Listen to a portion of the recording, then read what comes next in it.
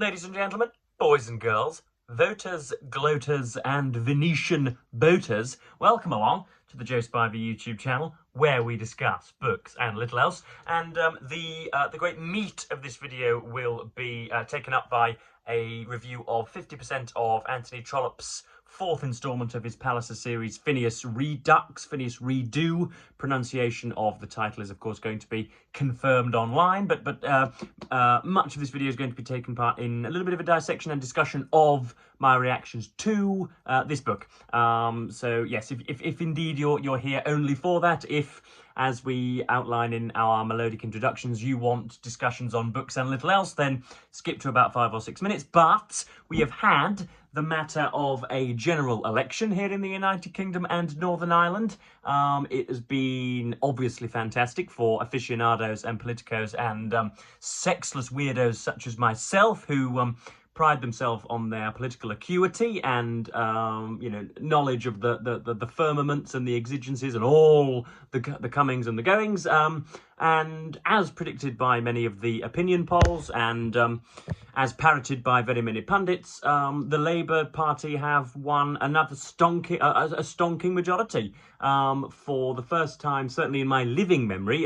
When I was born into Blair's Britain, but they were booted out in 2010 when I was just 8. And so I had no knowledge of anything beyond, the contents of a nappy, or how far indeed I could ping a cherry across a garden with a catapult. But so yes, the first time in living, waking memory that we have a Labour government in this country for me. So it's all very new. Will the red banner fly high? Will the Marxians start to rove the streets? Who knows? But yeah, they have a majority at time of recording of about 175 in the House of Commons, which is jolly big. I think I predicted a majority of about 55 6 weeks ago when Rishi Sunak very foolishly announced the election. That was because I thought that the polls would narrow. I thought the points difference would narrow. Usually in these instances you get an incumbent government that is that has dissatisfied and disaffected very many of the the electorate, very many of the polity, but they become very persuasive. They've got a huge raft of the media, not by their side, but very willing to inflate them and pump them up should it be necessary. And the Conservatives usually are usually much better electioneers and campaigners. They have a great deal more funding, or they have more instrumental funding, and usually that narrows. But that has done nothing. They have not shifted whatsoever since the election was called. And the Labour Party have a few seismic scalps, folks. It's not just the odd Tory about whom we knew nothing that have left office. These are real serious names. We've got Mr. Chalk in Cheltenham. We have got Grant Shapps, who has been in the cabinet for 4 or 5 years. Somewhere, wherever on earth it is that he's operating. We've got Jacob Rees-Mogg, who introduced me to politics all those years ago in North East Somerset. We've got Penny Mordaunt in Portsmouth, who was the figurehead in many of the election debates. We have Steve Baker in Wickham, all arch Brexiteers nearly. And of course, the biggest scalp of them all, in something like southwest Norfolk or something, is Liz Truss, the great matriarch of impecuniosity, who, it should be said, is almost objectively to blame for such a shattering defeat for the Conservatives. She has gone as well. So she will probably be running into the lick-spittling arms of the American right and the Red Hats over in America.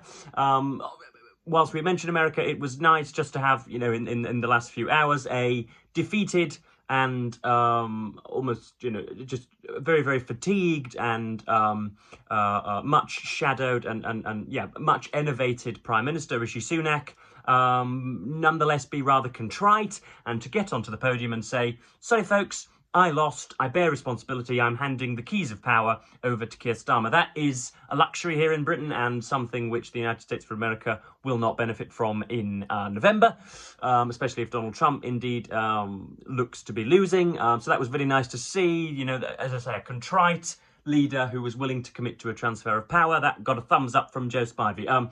The Reform Party, who are really born out of an extreme wing of the Conservative Party, the Brexiteers and the Eurosceptics, who despise the fact that there are perhaps a few million people with slightly different coloured skin in this country, who think that immigration has been a net negative to the United Kingdom, either economically or culturally.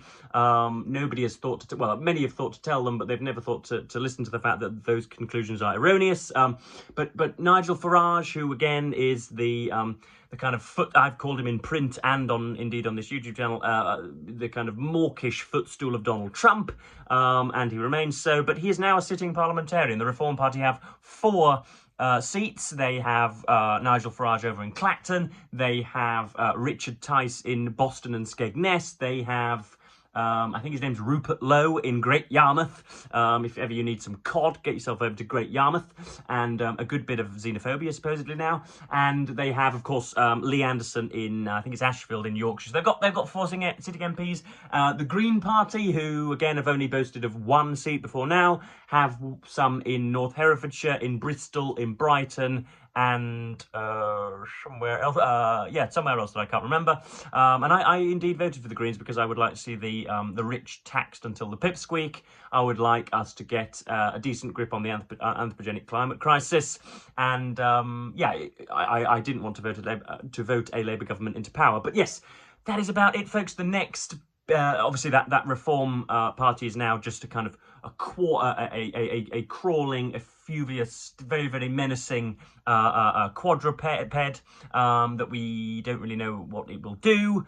We're not really sure just how rambunctious and just how vociferous those guys will be in Parliament. But here's to the next generation.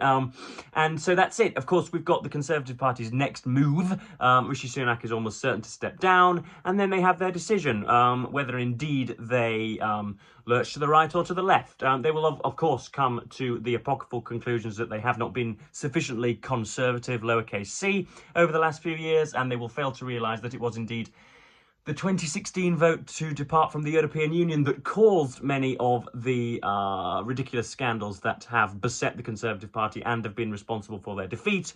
Let us have a look. We've got Owen Paterson, we've got Boris Johnson, we've got Liz Truss, we've got bits of Rishi Sunak, we've got Jacob Rees-Mogg, we've got Chris Pincher, all of the complete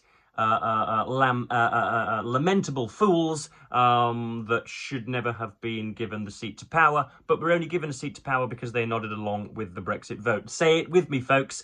Brexit lionised imbeciles. That's what it did. It gave an excuse for the lionisation of imbeciles. Repeat after me. But the Conservative Party will probably not come to those conclusions, and they'll get Kemi Badenoch or Suella Braverman and use their own identity politics to goodness knows what, lurch to the right and thus hurt themselves even more. But that's my political analysis. It's obviously been on my mind. I was up rather late watching the results come in last night. And so yes, and it's not entirely off topic either, because this is, as I say, the 4th instalment of Anthony Trollope's parliamentary novels. We're back to Phineas Finn, folks. He was the protagonist of the 3rd novel and was somebody for whom I sequestered and reserved quite a lot of admiration. He was, first of all, young and vivacious and chivalric and gallant and somewhat aesthetically proficient. He was rather intelligent and also rather pretty, and he made a great sacrifice and voted against the government and went against one of the government's key tenets when he was in Parliament, and returned to Ireland with a sort of plain Jane high school sweetheart, and sacrificed, said no to very many rich women in London, and then sort of took up the sacraments and decided to be, I think it was a lawyer in Ireland, but he's back now. He sits for Tankerville, which is it the north of England? Is it near Durham? I don't know. It's not in Ireland anymore. He sits in Tankerville, and one of the key reasons for his election is his avowal for the separation of church and state. Trollope doesn't do a particularly brilliant job in the 21st century anyhow of just sort of passing out just what a separation of church and state would do, just what the secularization of you know, the ruling parties what that would mean for the electorate, what it would mean for the country. But that is nonetheless the view of nearly everybody all of a sudden. And Mr. Daubeny, who is the leader of the Conservatives, quite in, you know, at stark variance, egregious variance to the kind of founding principles of the Conservative Party, also does a very, very, very eloquent speech in favour of the disestablishment of the Church of England as the kind of ruling power over Britain, or at least the sort of legalistic legislative kind of guiding power, the kind of body to whom everyone defers or whatever. And so there's a real big change afoot, and the Liberals are thinking, Christ alive, that was our policy, or at least something that we could have gotten behind. Why is it that the Conservatives are putting their voices behind it? And we have Lady Laura Kennedy, as she is now known, or Lady Laura Standish, as she was known in the previous book. She is separated from a kind of very vituperative, very almost maudlin and just a very moody cripple. His name is obviously Mr. Kennedy, and it was known right from the start that she would marry him, and it was known right from the start that it would be a lost cause. It is, of course, a little bit of a Victorian trope for a very charming and you know, very attractive and altogether agreeable young woman to fall into the arms of some kind of, you know, some fusty septuagenarian academic, and for the wheels to fall off after 6 months. And that has happened again. But Mr. Kennedy wants very much Lady Laura to come back, and she, of course, will not. She is in Dresden with her father. Phineas Finn intervenes, or is sort of roped in, and that is a great way for Trollope to, again, no, I don't really want to call them a trope. They're just they're sort of a garden to which he constantly returns, shall we say, or at least, a literary garden to which he always returns.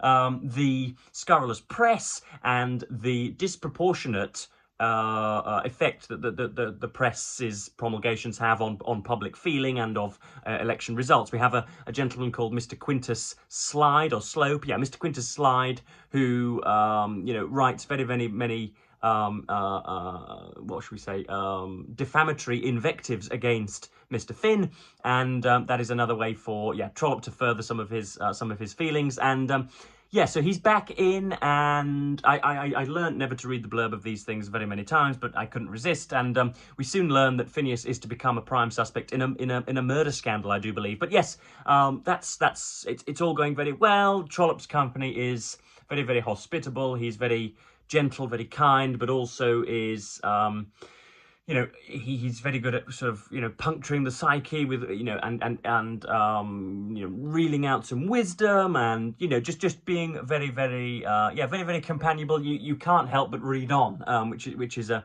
kind of, what should we say? It's a decent tenet of writing. But I've got 4 sections that I want to point out, that I want to read out.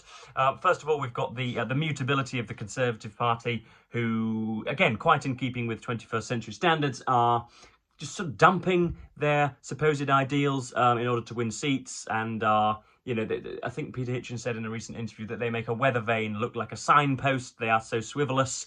And again, for those of you playing Joe Spivey Verbal Bingo, swivelous may not be in the English dictionary, but it is worth, therefore, 7 points this morning. But this is this is talking about Mr. Daubeny and the Conservatives.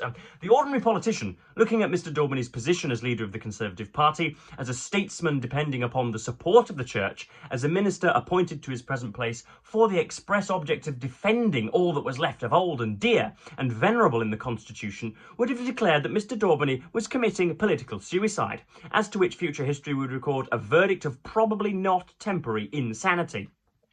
And when the speech was a week old, this was said in many a respectable household through the country. Many a squire, many a parson, many a farmer was grieved for Mr. Daubeny when the words had been explained to him, who did not for a moment think that the words could be portentous as to the great Conservative Party. But Mr. Rattler remembered Catholic emancipation, had himself been in the House when the Corn Laws were repealed, and had been nearly broken-hearted when household suffrage had become law of the land, while a Conservative cabinet and Conservative government were in possession of dominion in Israel. So everybody is completely shocked by Mr. Daubeny's, as I say, avowed support of the disestablishment of the, not disestablishment, but I think he calls it a severance of the state legislature and the Church of England. Of course, it's all very fusty, very recondite, and not something that the 21st century macchiato-swilling gadflies would be much interested in nowadays, but is nonetheless very, very important.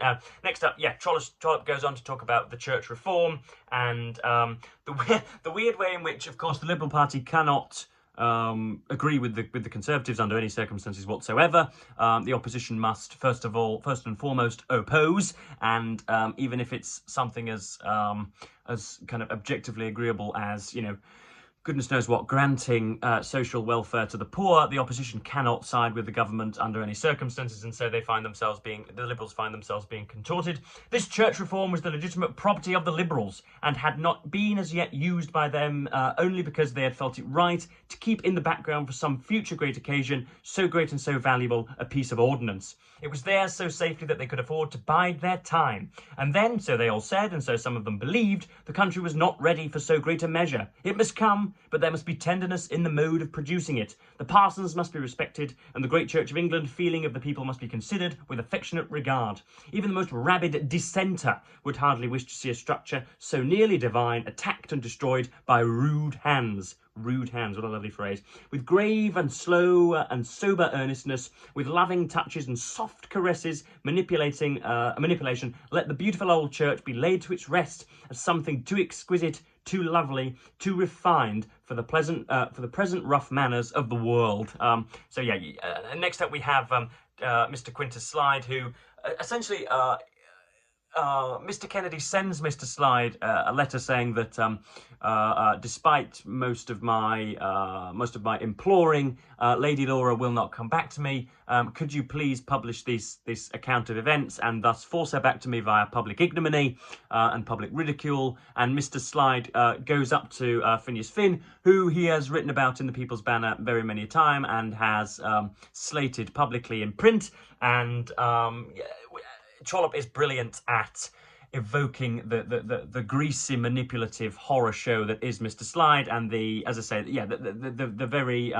very acquisitive nature of both contemporary and, of course, modern journalism. This is quoting from Mr. Slide's article.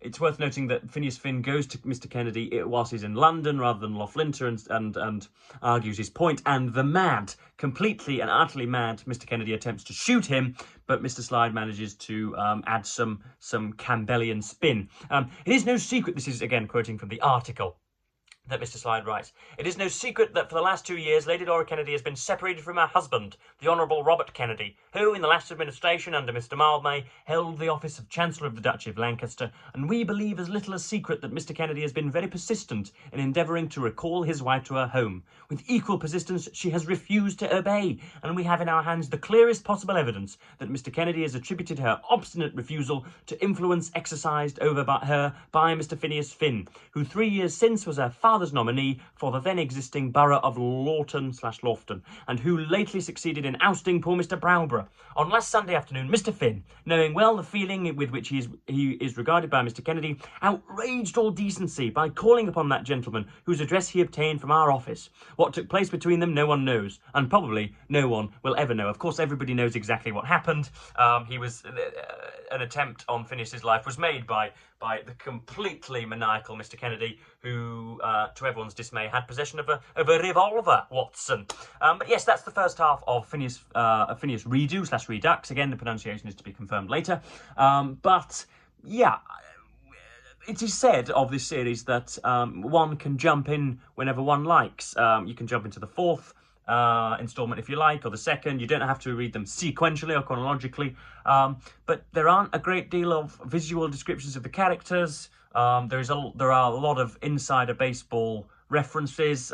Many times Trollope will start a paragraph. Readers of this previous series will know and will be very well acquainted with the manipulative nature of Quintus Slide, and you feel as if he is sort of guarding himself a little bit of professional disclosure and making a little bit of a coterie of those who have read the novels and those who haven't. So yeah, I'm enjoying it, of course, but yeah, I would like, as a newbie, I know that this wouldn't necessarily tick all of my boxes. It wouldn't be a rib tickler, and I don't think I would be nearly as willing to read it. So I'm going to refute some of those people that say that you can indeed read this series haphazardly. I don't think you can really step into this without knowing an awful lot about Phineas Finn and about Lady Laura Standish and Mr. Kennedy and Quintus Slide and the governments at play as well. But that just about does me for today, folks. I don't really want to talk in excess of 20 minutes. I'm going to get my haircut later because I have a veritable mop atop my head. So I'll be paying a princely sum to have it sheared. But so next time you see me, I'll be looking like a concentration camp victim, folks, because I do look rather thin when my hair is short. But yes, I'm going to thank you as ever for watching this video. If you indeed liked my political disquisition at the start, then I'm more than willing to do more reaction. But until then, folks, I'm going to, of course, thank you ever so much for watching and say goodbye.